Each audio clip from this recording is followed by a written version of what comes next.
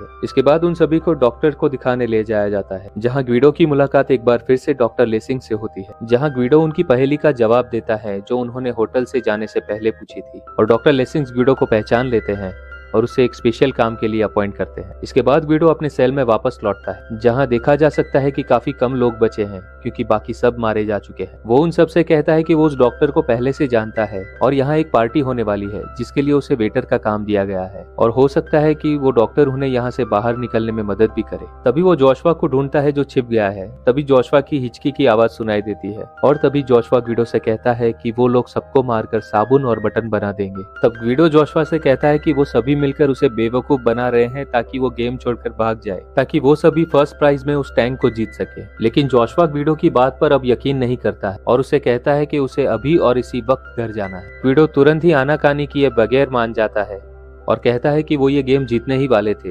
लेकिन अब दूसरे बच्चे वो टैंक जीत जाएंगे। जोशुआ कहता है कि यहाँ कोई और बच्चे नहीं है। तब ग्विडो उससे कहता है कि ये गेम जीतने के लिए सब छिप गए हैं। तब जोशुआ ग्विडो से पूछता है कि उनके कितने पॉइंट हुए हैं। ग्विडो कहता है कि 687 पॉइंट हो चुके हैं और वो सबसे आगे हैं। इसके बाद ग्विडो जब उसे घर जाने के लिए पूछता है तब जोशुआ मना कर देता है। अगले दिन ग्विडो कुछ जर्मन बच्चों को खेलते हुए देखता है जो उस पार्टी में आए थे। उसके बाद उन जर्मन बच्चों को वो जोशुआ को दिखाता है ताकि वो उसकी खेल और पॉइंट्स वाली बात पर यकीन कर सके। तभी एक लेडी जर्मन अफसर उन दोनों को देख लेती है। तब ग्विडो जोशुआ से कहता है कि उसे बिल्कुल चुप रहना होगा अगर वो जीतना चाहता है। उसके बाद वो लेडी अफसर उन जर्मन बच्चों के साथ जोशुआ को ले जाती है। उसके बाद उस पार्टी में डॉक्टर लेसिंग ग्विडो को अपने पास बुलाते हैं और वो कहते हैं कि उन्हें कुछ जरूरी बात कहनी है, जिसके लिए वो उसे इशारा करेंगे। इसके बाद ग्विडो दूसरे जर्मन वेटर के साथ बच्चों को नाश्ता दे रहा होता है। तभी जोशुआ गलती से थैंक यू बोल देता है, जो सुनकर वो जर्मन वेटर उस लेडी अफसर को बुलाने चला जाता है। लेकिन जब तक वो लौट कर आते हैं ग्विडो सभी बच्चों को थैंक यू बोलना सिखा देता है। इसके बाद ग्विडो डॉक्टर कमिंस से जाकर सामने से मिलता है और उन्हें बताता है कि उसकी पत्नी भी यहाँ पर है।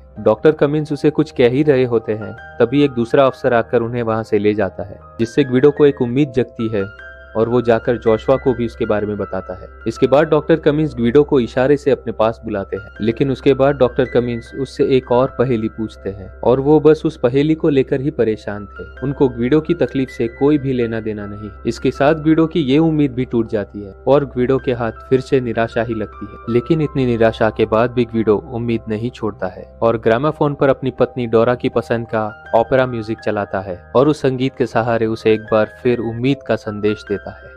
इसके बाद वो पिछले दरवाजे से अंधेरे और धुंध के सहारे जोशुआ को लेकर वहां से भागने लगता है, लेकिन वो रास्ता भटक जाता है और उस धुंध के बीच उसे लाशों का पहाड़ दिखता है।